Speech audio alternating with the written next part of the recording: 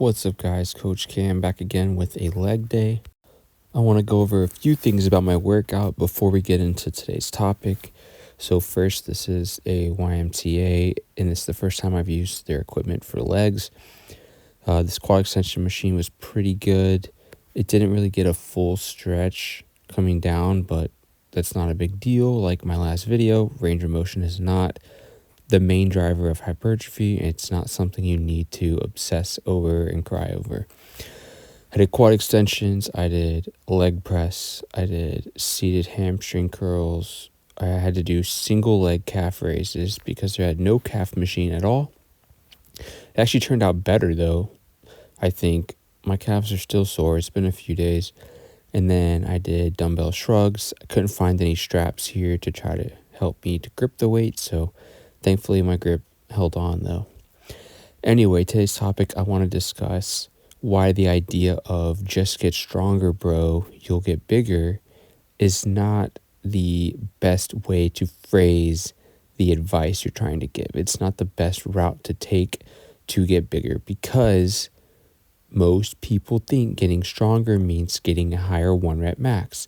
If you've watched my channel for any length of time, you've probably heard me discuss how 1 rep maxes on specific lifts is not only strength, it's also technique and skill and practice and neurological adaptations to that exact movement or exercise. So what I saw on Instagram the other day was, actually, I'll just go ahead and dub it into this video here on the left side. So here on the left side, you will see probably a 17-year-old kid who is 120 pounds doing bench, squat, and deadlift with a lot of weight, 585 squat. He goes on to do a 315-pound bench and about a 500-pound deadlift. And this is what happens if you specify in lifts that you think show your strength and the idea of just get stronger, bro, you'll get bigger. He is not bigger. He has not gotten bigger. He is only 120 pounds. We can objectively agree that that's not big. That's not muscle growth, right? He's not getting more muscle out of improving these lifts because it's a nervous system adaptation to be able to move these weights for these exercises. And so really, if you want to get bigger, you need to take the muscles to failure. Now, does that make you stronger? Yes, it does. It improves your body's ability to produce force, hence why my logbook shows a heavier weight every couple weeks, every few workouts. I have to improve the weight because my body has gotten stronger. So your muscles produce force.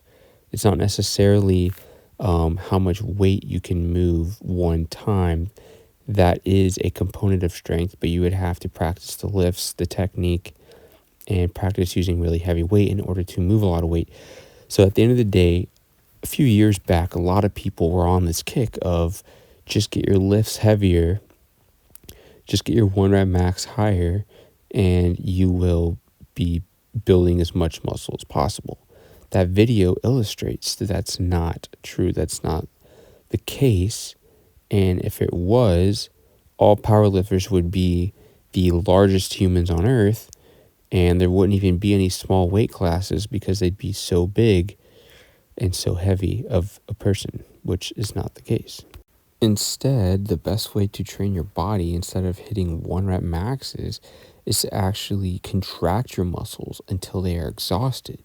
And if you pick a moderate weight, you can do this in 1 set. If you pick a heavy weight, you might have to stop because the weight's too heavy.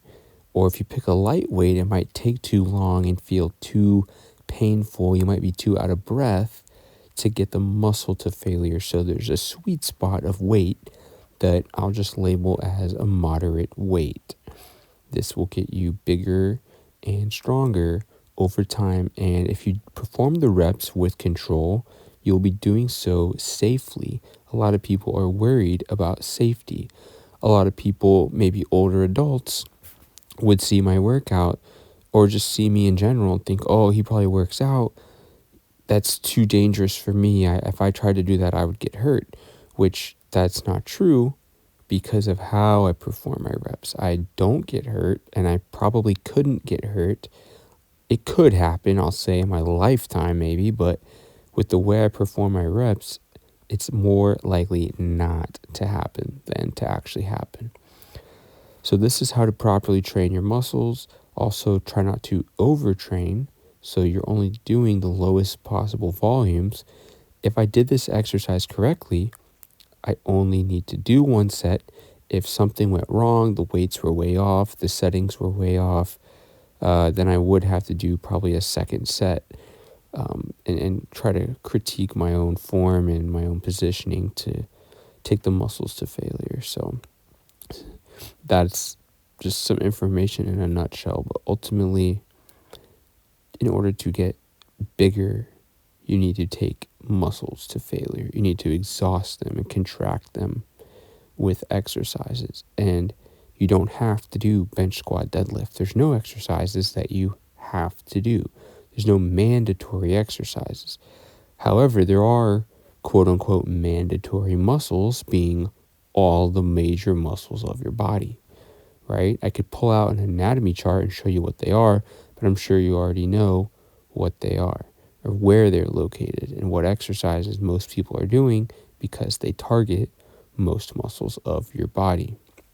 This also gets you fitter and uses your cardiovascular system, right? Each of my sets take 1 minute or more. They take a minute to a minute and a half. That is recruiting your cardiovascular system for sure, right? If you went to a track and ran as hard as you could for a minute to a minute and a half, you would be gassed. Well, that's exactly what's happening to each of my muscles as I train them directly and specifically. So there's no question about my cardiovascular system's involvement. Now, if you're a power lifter and your sets take 5 seconds, then yes, we can question, did your cardiovascular system actually come into play very much, right? And that's why powerlifters like Matt Wenning have what he calls the Wenning warm-ups, which is basically doing a bunch of reps with different exercises to try to attain that conditioning component that he's not getting from training for powerlifting. That goes back to something else, another hot take I will say, which is powerlifting is not exercise. It's a sport. It's a competition. It's not exercising your muscles. It's using them. It's using them to see how much weight they can handle to move, which obviously increases your risk of injury because the two ways to get injured most of the time are, one, using too much weight that your muscle or tendons couldn't handle, and then two would be moving so fast that you also tear something. So those are the two ways to get injured in the gym, most likely, and I try to avoid both of them by using a moderate weight and moving with control. This is how you train muscles and your cardiovascular system because they are all linked together. Now, if there's a specific sport or a skill I wanted to practice to perform at, I would need to practice that exact skill. If you wanted to see how fast I could run a 400 meters, I could probably go run like a 61 or 2 right now, but if I practiced, I could get down to 57, 56 maybe, but it's not worth practicing for me. I'm not competing in that. I'd rather train my muscles, have the adaptations to exercise on my body for health and longevity so that I can be stronger. And of course, I'm a firefighter, so I want to be more prepared for that. Thanks so much for watching. Like, share,